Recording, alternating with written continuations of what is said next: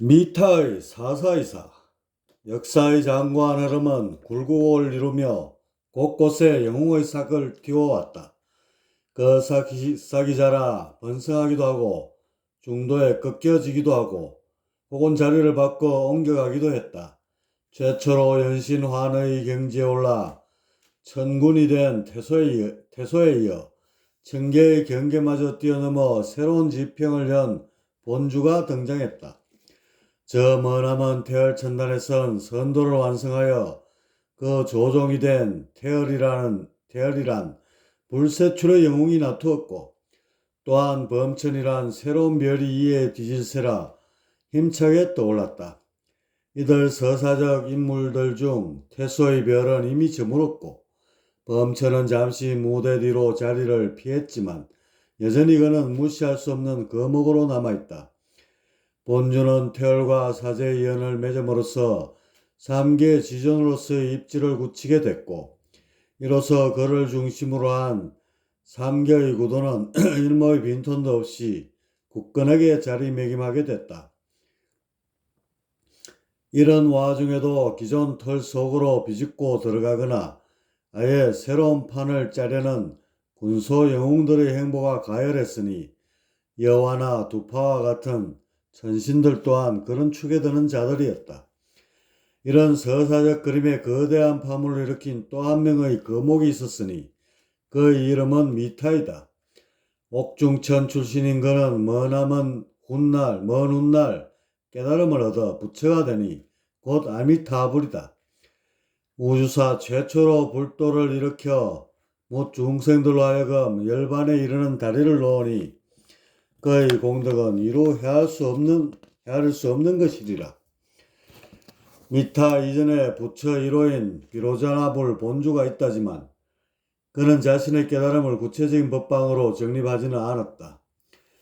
그의 제자로서 부처 2호인 상원불 태열은 선도의 몸을 깊숙이 담그고 있었던 까닭에 그 역시 자신의 대각에 구체적 사다리를 놓지 않았다.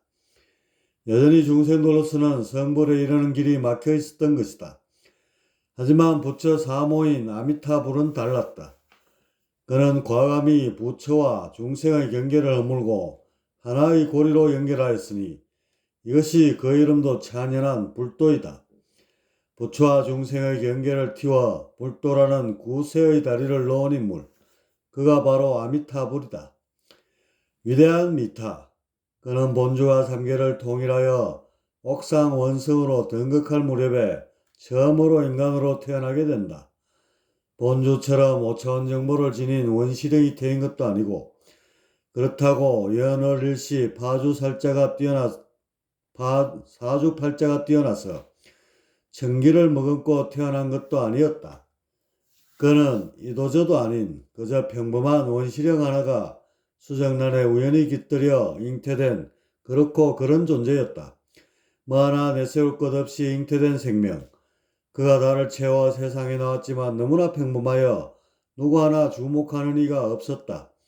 얼마나 그의 존재가 미약했으면 우주의식을 헤집고 과거사를 들춰내도 그 흔적을 찾기가 어려운 것인지. 물론 찾다 보면 미타의 최초 생애에 관한 기록 한 줄이 어딘가에 남아있겠지만 실로 이건 우주를 가득 메운 행성들을 죄다 뒤져 좁쌀 한 토를 찾는 것만큼이나 힘겨운 일이 될 것이다. 그러니 그 아이의 이름을 찾는 데 쓸데없는 정열을 쏟지 말고 그냥 넘어가자. 그런 평범한 아이가 수십 번의 윤회를 거치며 뭔가 특출한 행동을 해야만 우주의식은 그를 기억해낼 것이다. 바로 구도의 길을 걷기 시작했을 때의 삶. 그 평범했던 아이가 화두를 잡으며 실존을 갈구하게 됐을 때부터 전설은 시작된다. 이때 그에게 붙여진 이름, 그것이 바로 미타이고 우주사가 종막을 고할 때까지 길이길이 남게 될 것이다. 미타는 어떤 화두를 지녔던 것일까? 존재의 본질에 관한 실존의 화두? 아니면 신선이 되고 나아가 천신이 되는 보편적인 길을 궁극의 대상으로 삼은 건 것은 아닐까? 미타는 그렇게 거창한 것을 가슴에 품을 만큼 뛰어나지도 화려하지도 않았다. 그는 매우 건시한 짝이었어. 발등에 떨어진 불만을 보려 했지 먼 훗날까지 유추하여 예단하려 하지 않았다. 그의 발등에 떨어진 불이란 무엇일까? 그건 인간이면 누구를 막론하고 지니게 되는 화두, 바로 생사의 문제이다. 이 생에서 아무리 화려하게 잘 산다 해도 시간은 어느 누구도 기다려주지 않는 법, 그 귀결점은 죽음이다. 시간은 얼핏 느린 듯 보이지만 사실은 그 무엇보다 빠르다. 이것은 아주 천천히 흐르는 것처럼 착시를 일으켜 사람들이 안심하고 삶에 푹 젖어들게끔 한다. 사람들은 삶을 영위하고 치장하는 데 시간을 물쓰듯 쏟아부으며 여유롭게 살아가지만 임종이 가까워 오면서부터는 시간이 결코 느리지 않다는 사실을 뼈저리게 통감한다. 그 귀한 시간을 몸뚱이가 이끄는 대로 정신없이 헤매다녔고 이제 목전에 닥친 것은 그 잘난 몸뚱이와의 영원한 이별인 것이다. 이때 가슴 가득 밀려오는 허탈함과 두려움을 무엇으로 달랠 수 있으랴. 적지 않은 사람들이 이런 일에 대비하여 종교라는 보험을 들어놓기는 하지만 그게 사실 사후에 보험금을 타게 될지 아니면 홀딱 날려먹게 될지는 아무도 알 수 없다. 사실이 그렇더라도 지푸라기라도 잡아야 하는 심정이기에 대개는 종교의 굴레를 뒤집어쓰고 신앙이라는 마취제를 흠뻑 들이마시게 된다. 효과가 생각보다 좋아 어느 정도 죽음에 대한 두려움이 해소되는 듯하지만 이는 실로 자아가 지닌 가장 보배로운 이성은 크게 훼손될 수밖에 없다. 그냥 의연하게 죽음을 맞았더라면 신명이나 신선이 될 자가 순간의 선택을 잘못하여 귀신과 같은 저금령으로 떨어지는 참담함이 발생하는 것이다. 이토록 죽음이 가져다주는 심적 압박은 종교의 모험을 걸 만큼 커다란 것이다. 이는 실로 태산의 무게를 넘어 그야말로 하늘이 붕괴되는 것과 다름없다. 아무리 그렇더라도 이성을 팔아서까지 신앙의 마취제를 맞았어야 쓰겠는가?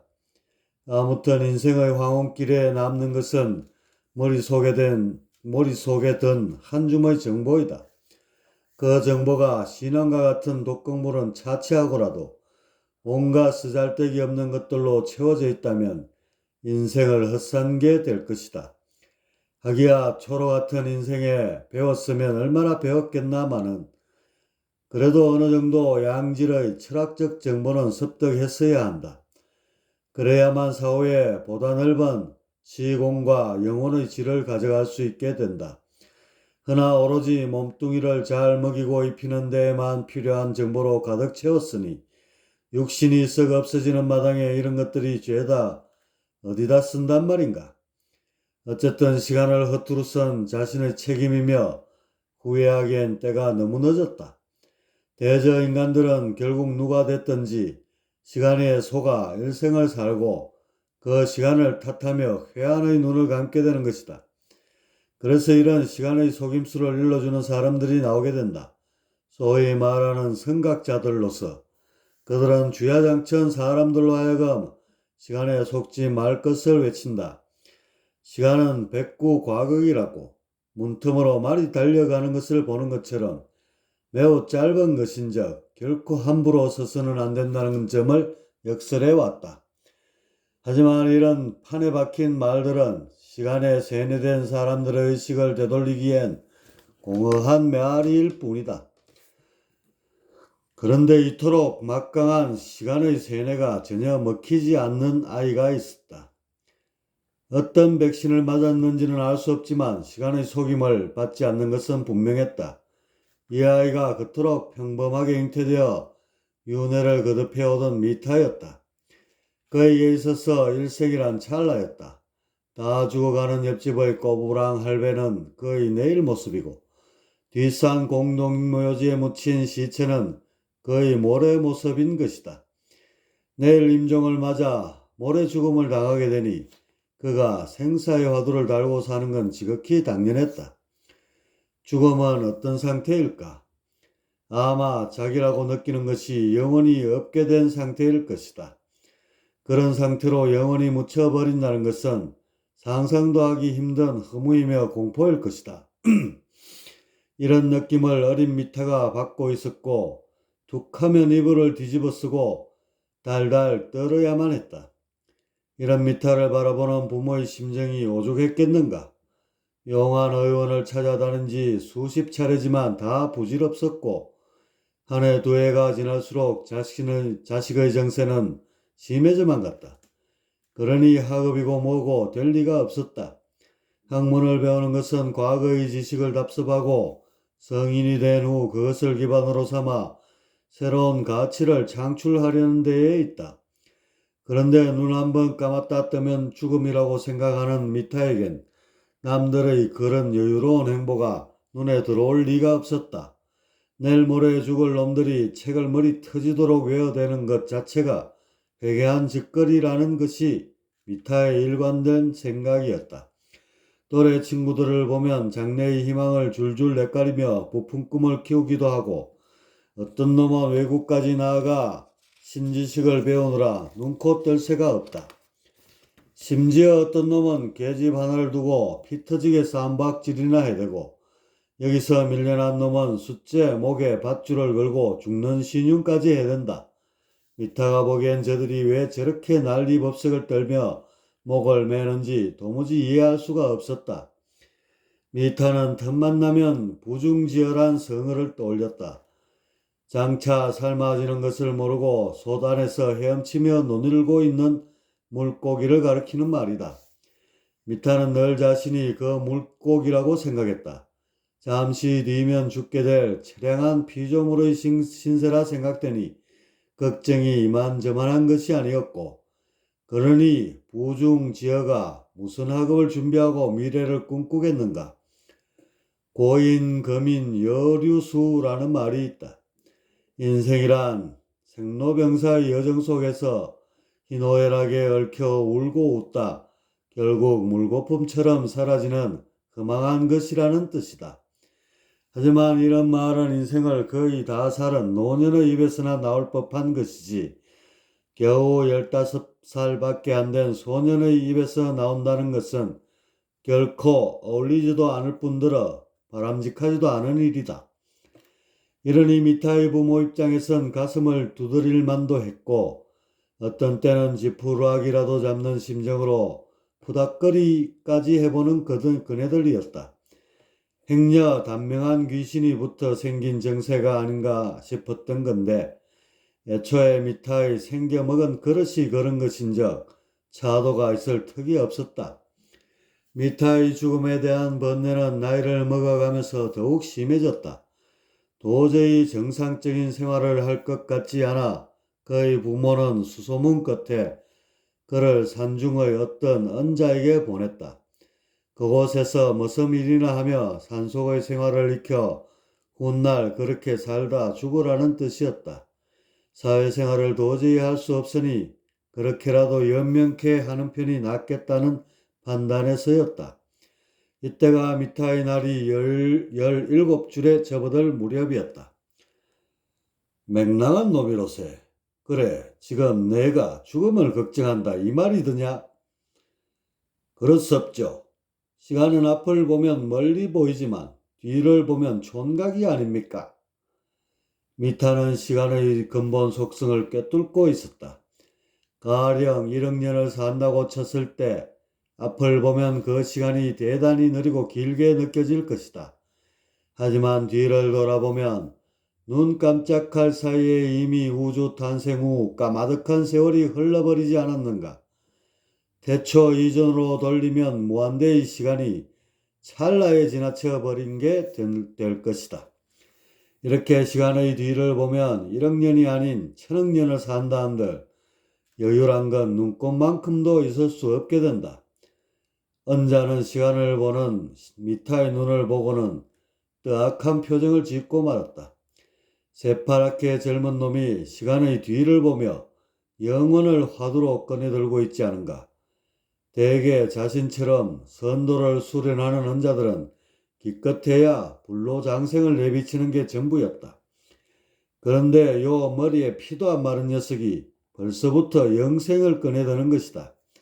맹랑하기가 이럴 데가 없지만 한편으론 기특하다는 생각마저 들었다. 대저 모든 구도의 싹은 시간의 벽, 다시 말해 죽음의 인지에서부터 자라나는 것이 아니겠는가. 내 눈이 요상하게 생겨 먹은 것이 시간의 뒤만 보게끔 되어 있나 보구나. 좋다. 내 오늘부터 시간의 앞도 볼 수 있도록 가르침을 내리겠노라. 언자는 사후의 세계가 실존한다는 사실을 이런저런 예를 들어가며 미타에게 늘어놓기 시작했다.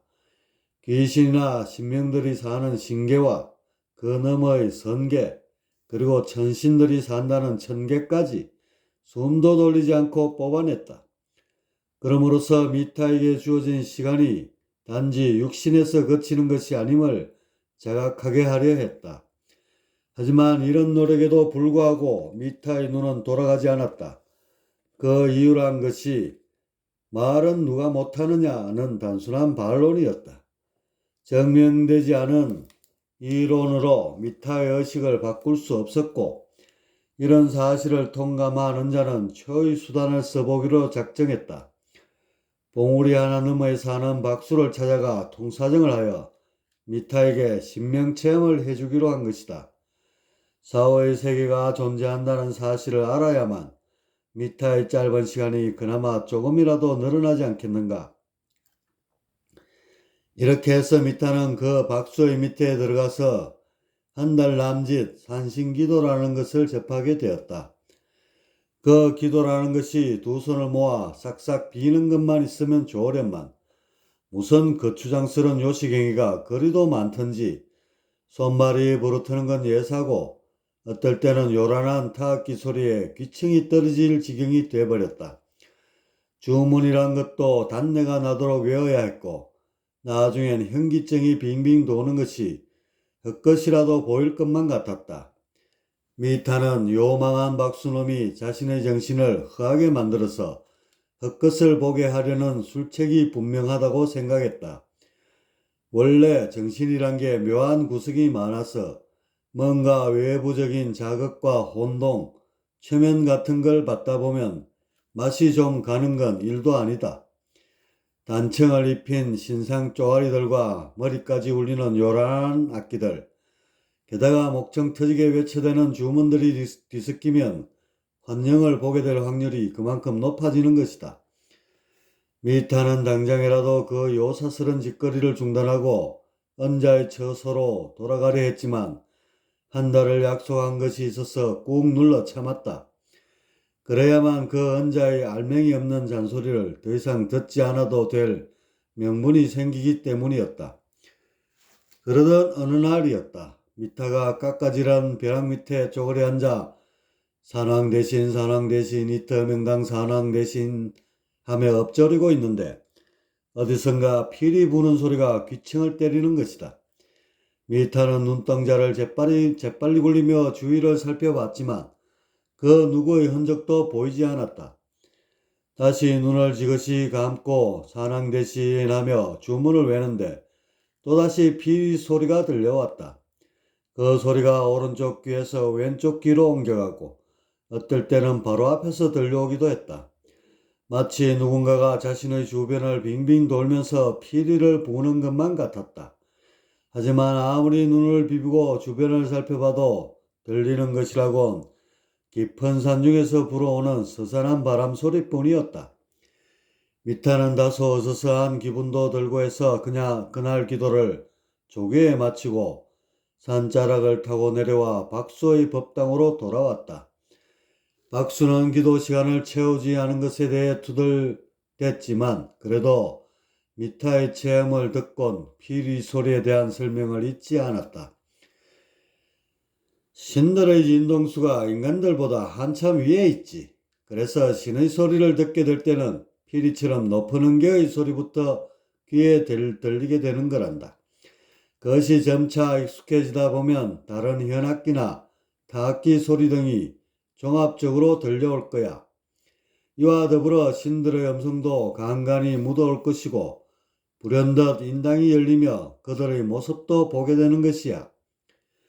미타는 박수의 설명을 듣는 둥 마는 둥 하고는 허기가 졌던지 법당을 나와 부엌으로 들어갔다. 찬장 한편에 죄를 지누고 남은 음식이 소쿠리 가득 쌓여 있었지만 그의 마음은 박수가 말한 신통에 쏠려 있었다. 그는 지금껏 박수란 자가 자신의 정신을 허하게 만들어서 뭔가 꼼수를 부리려는 술책이 아닐까 의심했지만 오늘 자신이 체험한 건 그런 류의 환영이 아니었다. 내일부터는 자리를 뜨지 않고 더욱 주문에 집중해야겠다는 다짐이 자신도 모르게 가슴을 찡하게 조여왔다. 미타는 거짓말처럼 박수의 말대로 점차 신통이 열렸다. 며칠 뒤부터는 피리 소리에 이어 북과 같은 타악기 소리가 들렸고 어떤 때는 현악기의 아름다운 선율에 정신줄을 놓기도 하였다. 어쩌다 오묘한 향기가 코속을 스칠 때면 이건 정말 황홀경이 따로 없었다. 그러다 어느 날 인간은 아이들이 제잘거리는 소리가 마치 맑고 투명한 구슬이 부딪히는 것 마냥 청아하게 들려왔고 이때를 전후하여 인당적으로 어떤 빛의 번짐 같은 게 느껴지기 시작했다. 가끔은 그 빛 속으로 빨려 들어가 안개 속을 헤매듯 배회하였고 그러다 몇 번은 그런 희뿌연 백광 속에서 모종의 형상들을 접하게 되었다. 그건 분명 사지를 늘어뜨린 신이었고 그들 중 일부는 눈살을 찌푸리게 할 정도로 칙칙하고 섬뜩했다. 그러다 한 번은 빛에 둘러싸인 신의 옆모습을 어렴풋이나마 보게 됐고 말로만 듣던 신선이로구나 하며 탄성을 솟기도 했다. 이때 봤던 신선의 모습은 하늘처럼 미타의 가슴에 남았고 두고두고 동경의 대상이 되었다. 어쨌든 미타는 한 달을 채웠고 썩 좋은 성적은 아니지만 나름 영혼의 세계를 접하게 되었다. 은자의 말대로 사후의 세계가 존재한다는 사실에 동의하지 않을 수 없게 된 것이다. 이제 저승이 있다는 것을 알겠느냐? 그러니 지금부턴 헛소리 그만하고 냉큼 속세로 내려가서 부모님께 효도하며 열심히 살도록 하여라. 은자는 미타의 불치병을 고쳤다는 생각에 자족하는 미소를 띠며 훈계했다. 죽음이 끝이 아니라는 사실을 이치에 맞게 풀어줬고 더군다나 주문 수련을 통해 실령 체험까지 시켜주지 않았던가. 이쯤 되면 저 고집불통 미타도 군말을 못할 것이다. 하지만 잠깐 밝았던 미타의 얼굴에 그늘이 지기 시작하더니 이내 어둠에 물들어 버렸다. 선생님, 죽은 뒤에 신이 되었다고 칩시다. 그 신도 결국은 조각조각 해체되어 허공에 흩뿌려질 것 아닙니까? 그러니 사후의 세계가 있은들 그것이 무슨 소용이 있겠습니까? 결국은 죽게 될 것을요.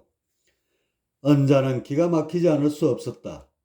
제 앞가림도 못하는 놈이 이젠 저승놈의 까마득한 일까지 거론하고 있는 것이 아닌가. 믿다가 행여 자신을 놀리는 건 아닌가 싶기도 했지만 그늘진 표정의 부모를 보았던 터라 그럴 것이란 생각은 오래가지 않았다. 허나 답답한 가슴을 뚫고 분기가 차오르는 것은 그도 어쩔 수 없었다. 그래도 자신은 고고한 선인이 아니던가. 이처럼 우매한 중생의 문제를 해결해 주는 것이 나름의 도리이며 적득하는 길이라며 가슴을 달래보는 거였다. 신이 죽게 될 때면 전기가 흩어지고 의식이 몽롱하게 되지. 그땐 다시 윤회할 곳을 찾으면 되는 거란다. 육신을 잊게 되면 생명을 연장할 수 있게 되는 것이지. 그러니 신의 죽음을 걱정할 필요가 조금도 없는 것이니라. 어흠. 은자는 윤회의 카드를 꺼내들어 미타의 걱정을 눌러버렸다. 미타는 안색이 조금은 밝아지는 것 같더니 웬걸 또다시 울상이 돼버리는 것이다. 이런 모습에 복장이 터지는 언자였다. 왜 또 우거지상인 것이냐? 선생님, 그 윤회란 것도 뱅글뱅글 돌다 보면 돌 수 없는 때가 올 것이고 결국은 죽게 될 것이 뻔한 이치가 아니겠습니까? 야, 이놈아! 그게 천년 만년 뒤의 일인데 왜 지금부터 걱정이고 난린 것이냐? 언자는 이번엔 참을 수가 없었던지 노기를 터뜨렸다.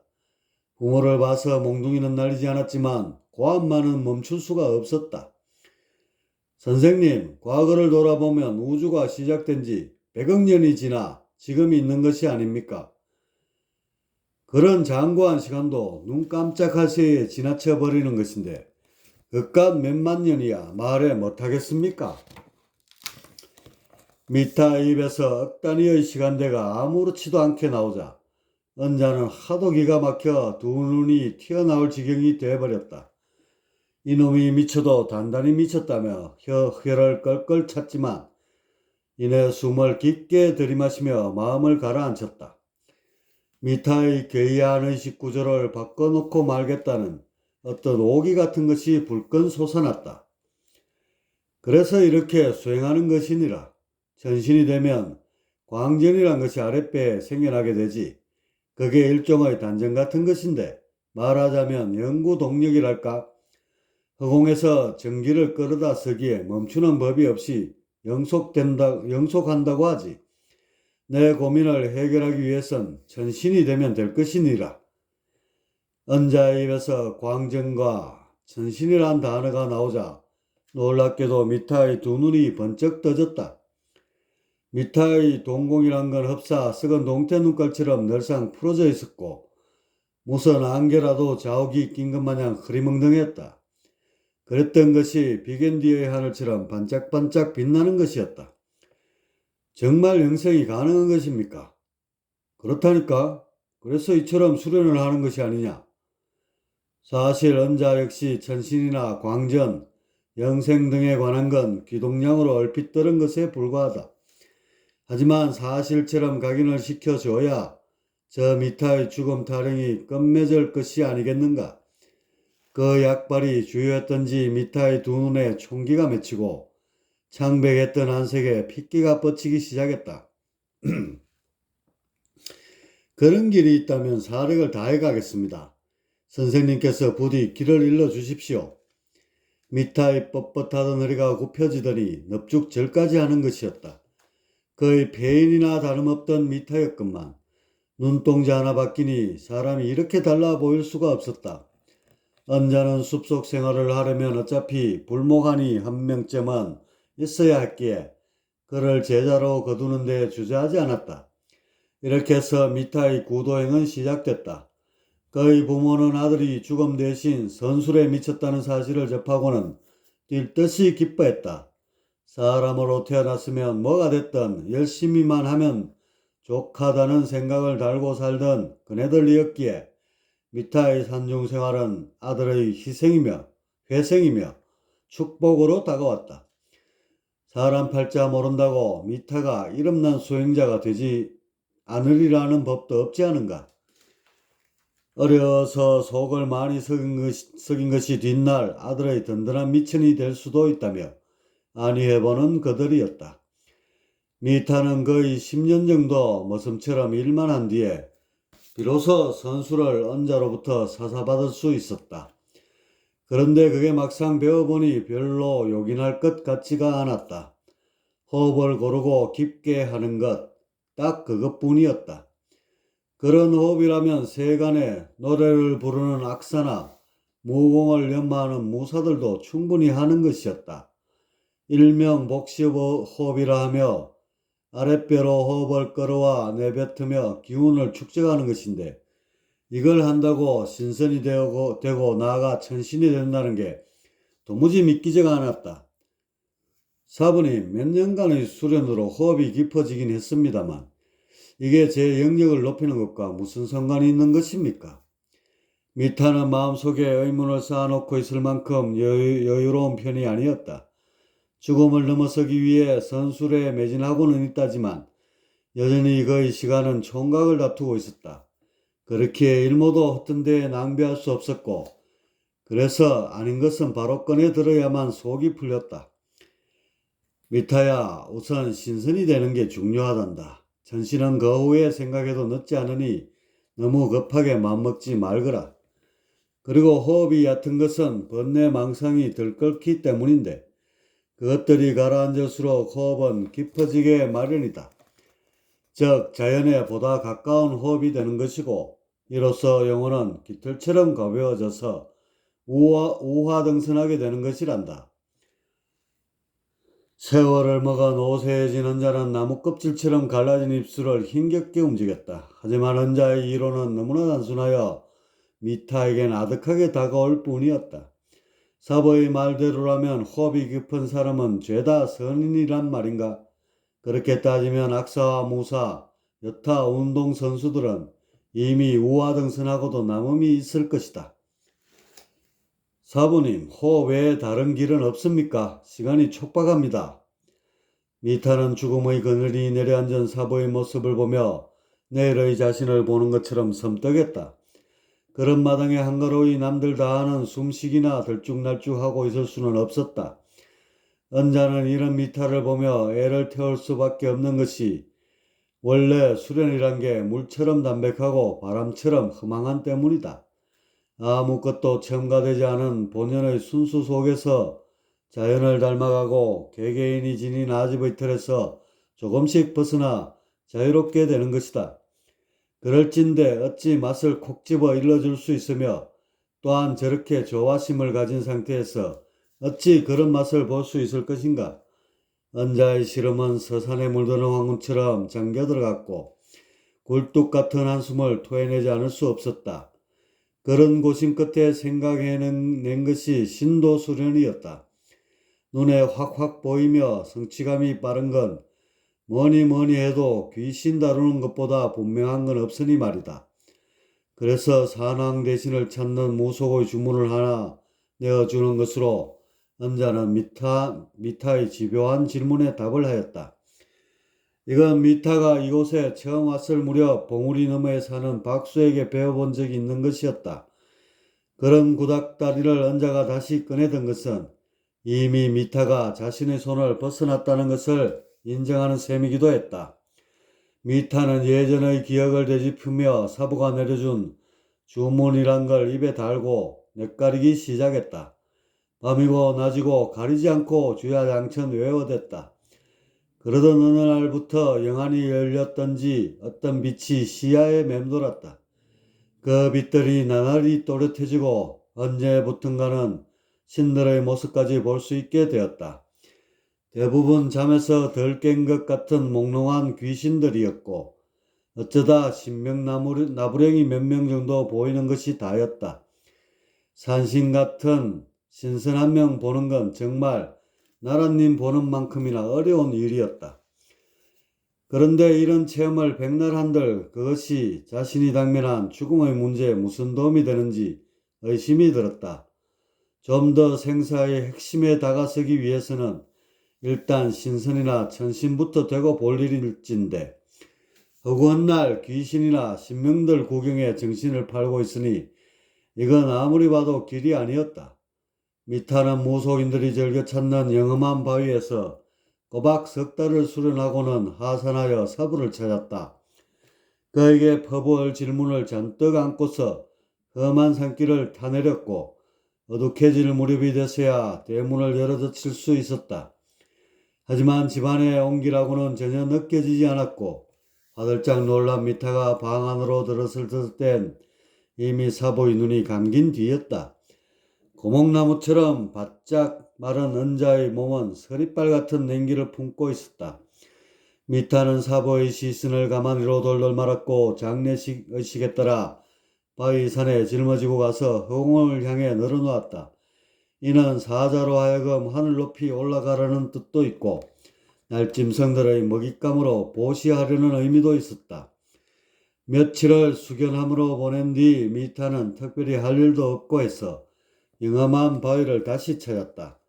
그곳에 있는 몇몇 무속인들과 함께 산신기도에 들어갔는데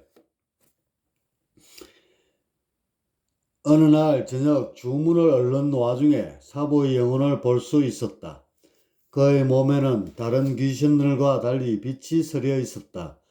자신을 빤히 보고는 어디론가 사라졌는데 그의 영역을 아무리 잘 쳐줘도 신명을 넘어서진 못할 것 같았다. 그렇게 고결한 은자로 평생토록 수련에 매진했건만 그가 그렇게 바랐던 신선엔 못 미쳤던 것이다. 이 사실은 미타에게 있어서 태산이 무너지는 충격이었고 그의 시간병이 더욱 도지는 촉매제가 되었다. 사부가 일러준 호흡법이나 주문법 모두 당신이 몸소 보여준 것처럼 그 시료를 의심할 수밖에 없게 됐으니 애가 바싹 타들어가지 않을 수 없었다. 시간은 예전보다 더욱 빠른 속도로 내달리고 있으니 이를 어쩐단 말인가. 서산한 초가을 바람에 설한풍 마냥 아리게 미타의 가슴을 파고드는 것이었다. 미타는 그날 이후로 떠돌이가 되어 전국 방방곡곡을 누비며 언제나 기인들을 찾아다녔다. 뭔가 빠르고 뾰족한 영역 향상법이 없을까 정처 없이 헤매다녔는데 그림도 그런 상그림이 없었다. 그렇게 미타는 수행을 동냥질하다 일생을 보냈고 남들 사는 만큼도 못 살고 길거리에서 요절하고 말았다. 이제 사후의 세계에 들어온 미타. 그의 영혼은 기대 이하였다. 겨우 귀신을 면해 신명의 상태에 있었다. 이것도 사부의 밑에서 그토록 정진을 거듭한 덕분이었다. 다행한 것은 정신이 약간 몽롱하긴 했지만 기억장치나 사고체계가 그런대로 돌아간다는 것이었다. 미타의 죽음에 대한 고뇌는 죽어서도 계속됐다. 정기를 다 소모한 영혼들이 윤회를 함으로써 수명을 연장하는 것을 보며 그는 다소 안심하기도 했지만 어떤 생각에 이르러서는 원점이 되고 말았다. 그건 윤회를 하는 순간 지금의 기억이 깡그리 소멸된다는 단순한 사실을 알게 되면서였다.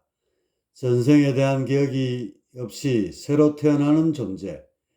그는 자신을 그름 삼았다는 점에서 어떤 연관성이 있긴 하지만 그 외의 모든 면에선 판이한 별개의 존재일 것이다. 정보가 이어지지 못하고 단절되는 윤회는 죽음과 다름없는 것이리라.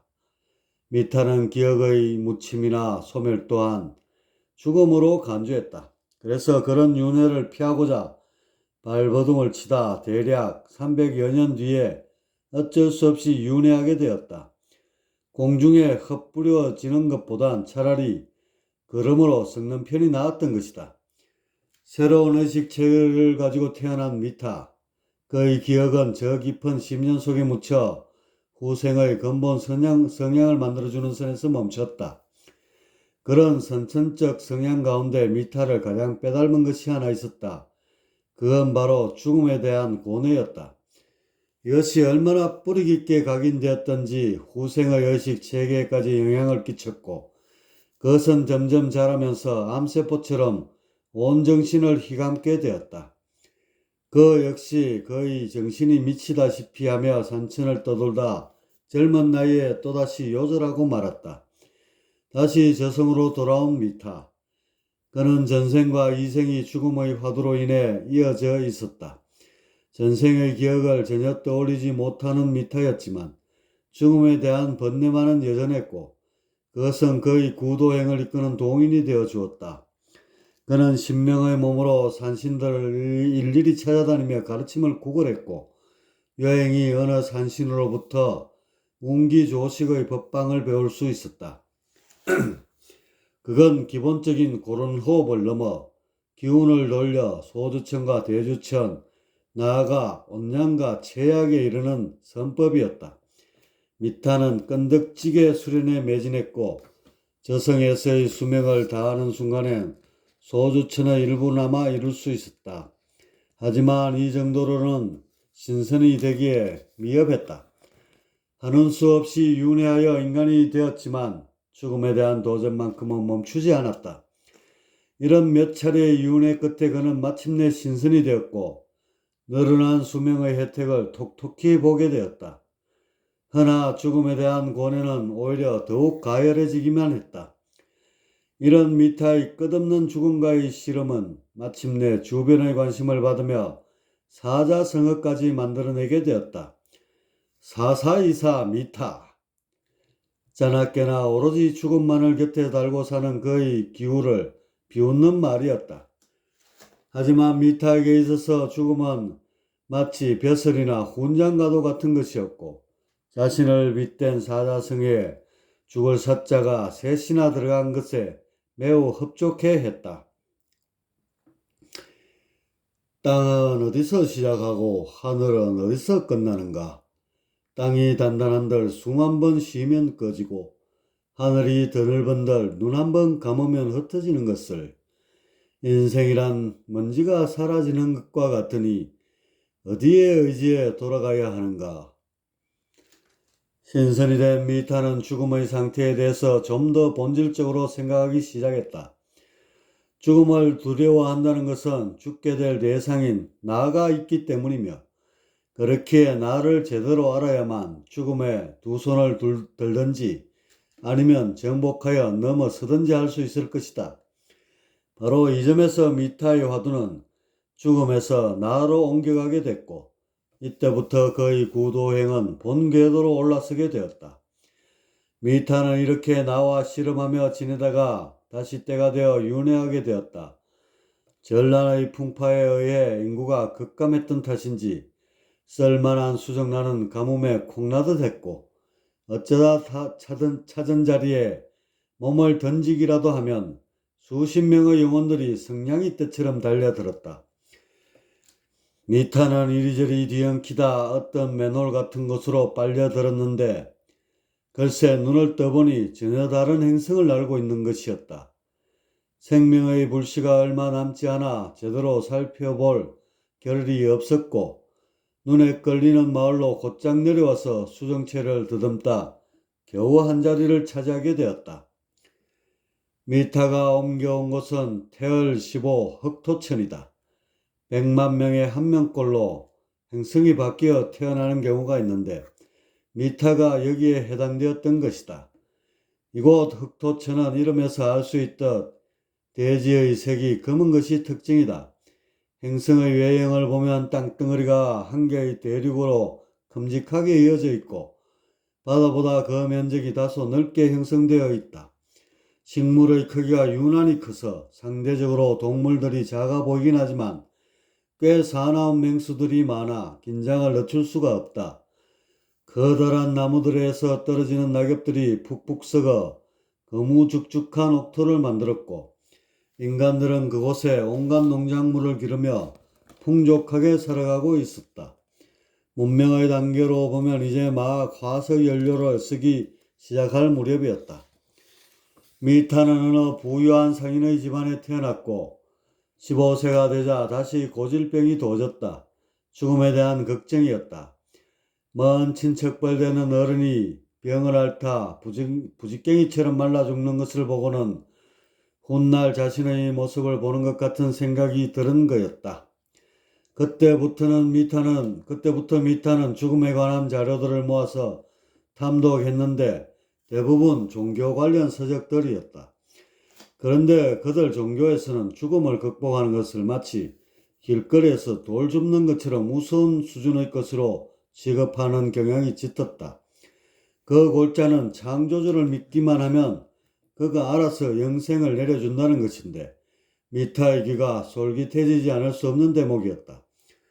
그러나 막상 교인을 만나 대화를 나눠보면 어느 누가 됐든지 앵무새처럼 같은 말만 반복했고, 그 속엔 어떤 논리나 정명, 상식 따위는 찾아볼 수 없었다. 그저 창조주를 믿으면 저절로 영생을 이룬다는 억지였다. 미타가 원했던 건 확실한 논거로서 창조주가 실제로 있는지에 대한 증명이 첫째요, 그의 실존이 확실하다면 그가 어떻게 영생을 하게 됐는지부터 밝혀야 하는 것이다. 이것이 증명되면 그 다음 단계로 창조주가 권능을 어떻게 행사해서 영생이란 것을 내려줄 수 있는지에 대한 뚜렷한 논거가 따라붙어야 한다. 그리고 덤으로 그 창조주란 신이 왜 하필 믿음을 그토록 얻고자 강조하는지에 대한 설득력 있는 설명도 곁들여야 한다. 사실 믿음 타령하는 신의 모습을 보노라면 무슨 정신장애로도 앓고 있는 것처럼 하찮게만 보이니 말이다. 물론 종파마다 나름의 논리를 세워 장구하게 설명은 하지만 미타의 귀엔 그저 달나라 별나라 얘기처럼 유치하게만 들릴 뿐이었다. 이런 얼토당토하는 말에 세뇌가 되어 주구장창 믿습니다를 반복하는 정신적 고도인들을 보노라면 기가 막히는 것은 물론이고 인간이 어쩌면 이토록 무지할 수 있는지에 대한 탄식마저 나왔다. 미타는 그 어느 종파에서도 영생에 대한 명쾌한 논리를 제시하지 못하자 뒤도 돌아보지 않고 발길을 뚝 끊어버렸다. 그리고 최근 들어 유행하기 시작한 어떤 수련법에 주목하기 시작했다. 그건 태극선법이라는 일종의 기수련인데 기존의 것과 많이 달라 있었다. 일정한 행동과 더불어 얼숨이라는 호흡을 하게 되면 아랫배에 태극처럼 두 개의 단전, 음양상도태가 생겨난다는 것이다. 이 또한 기괴한 사술의 일종이라 여긴 미타지만 그곳 수련자들의 인체에 그 같은 변화가 실제로 일어나는 것을 두 눈으로 목격하고서야 마음을 고쳐먹었다. 그날로 도장에 입문하여 그 태극선법이란 것을 배웠고 이론과 실제가 부합한다는 사실을 몸으로 확인하게 되었다. 미타는 1년 남지의 수련을 배워 나름 도장에서의 짬밥이 되는 축에 들자 어느 날 기회를 보아 사보에게 질문을 던지게 되었다. 사부님, 태극선법의 공효를 나날이 느끼고는 있습니다만 과연 이것으로 신선이 되고 나아가 천신이 되어 영생을 얻을 수 있는 것인지요? 물론이다. 허나 천신이 된다는 보장은 함부로 할 수야 없지. 태극선법이 보장할 수 있는 것은 운기 과정을 수료하게 되면 적어도 신선은 된다는 정도란다. 그 이상의 과정은 양신의 습득에 있는데 그건 각자의 타고난 근기에 불굴의 노력이 합해져야만 가능한 단계일 것이야. 미타는 천신이 가능하다는 사보의 말에 귀가 번쩍 뜨였고 가슴이 심히 요동치는 것을 느꼈다. 길이 험한 것이 문제가 아니라 길이 있다는 것 자체가 그에겐 희망이었다. 그럼 사부님, 천신이 되면 어떤 원리로 영생이 가능하게 되는 것입니까? 일단 사후의 세계엔 인체를 녹슬게 하는 산소와 같은 독가스가 없지 않느냐. 그렇기에 신들의 수명은 인간들보다 대폭 늘어날 수밖에 없는 것인데 다만 체내에 어떤 단전을 가지고 있느냐에 따라 그 명줄이 달라진단다. 귀신이나 신명들처럼 단도태라는 일반적인 단전을 지니고서는 1,200년 살기가 급급한 것이며 적어도 신선들처럼 상도태는 지녀야 몇천 년까지 수명을 늘릴 수 있는 것이지. 만일 이런 상도태가 더욱 발전하여 광전이라는 연구 동력이 된다면 그 수명은 기하급수적으로 늘어나게 되는 것이니라. 허허. 미타는 사부의 기하급수라는 말에 가슴이 덜컥 내려앉았다. 영생이라는 표현을 쓰지 않았다는 점이 마음에 걸렸던 것이다. 사부님, 그럼 광전을 지녀도 영생이 보장되지는 않는 건가요? 글쎄다, 거기까지는 내가 잘 모르겠다. 수명이 수억 년 단위로 늘어나는 것은 내 익히 들어 알고 있다만 그것이 영생으로 직결될지는 미지수구나. 내 생각으로는 신진화멸이라고 땔감이 닿으면 불이 꺼지듯 광전 역시 예외는 아니지 않을까 싶구나.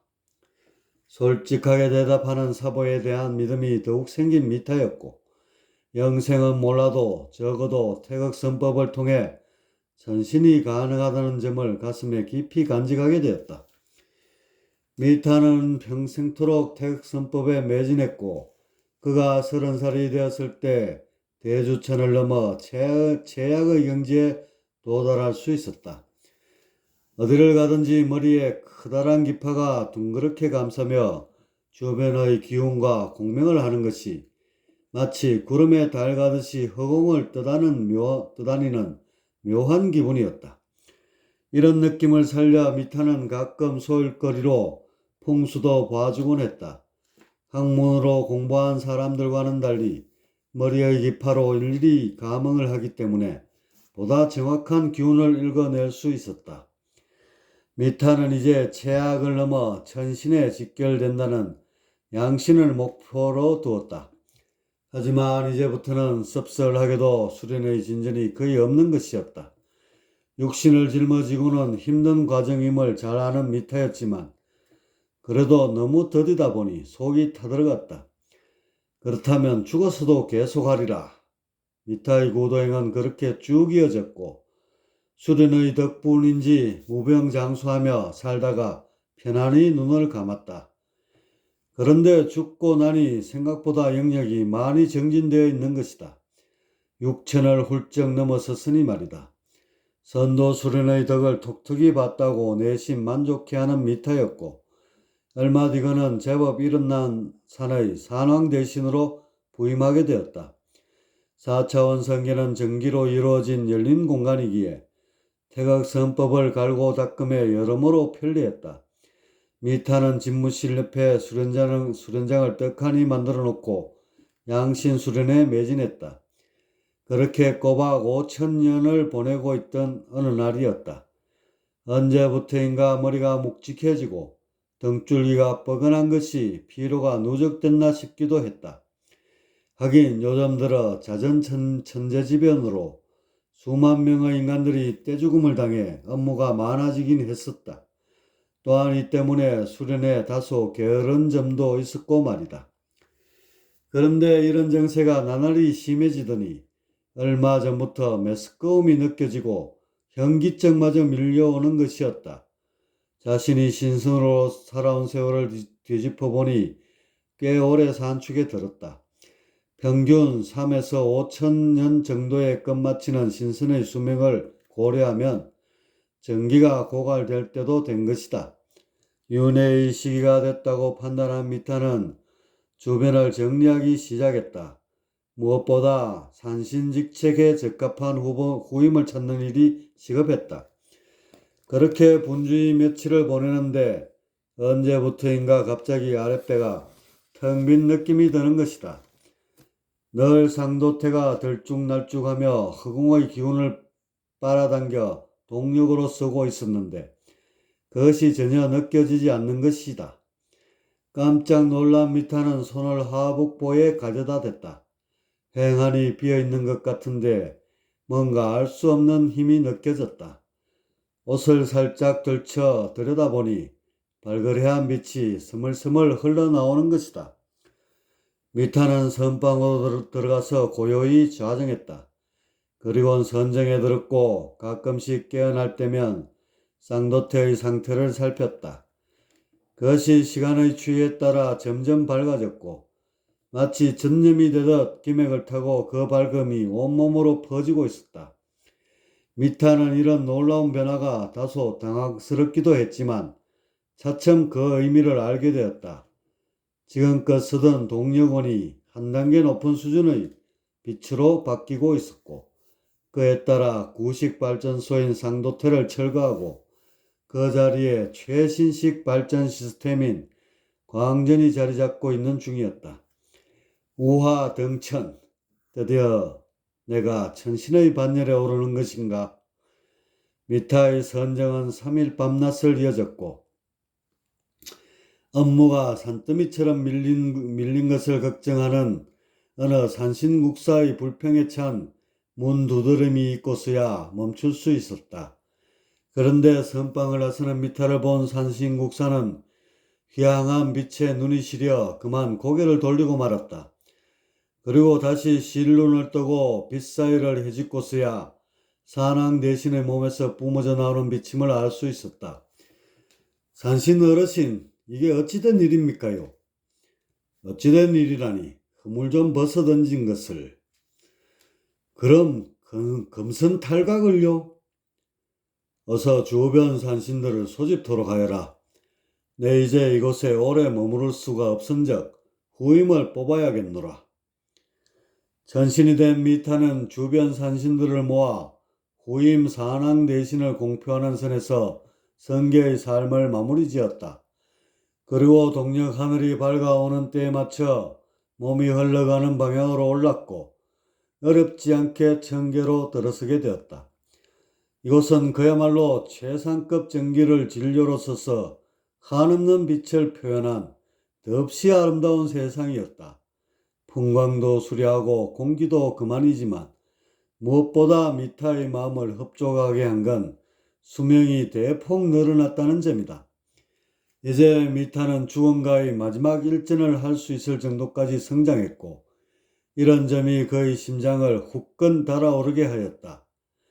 4424 미타의 구도행은 바야흐로 그 종착역을 향해 마지막 용트림을 준비하고 있었다.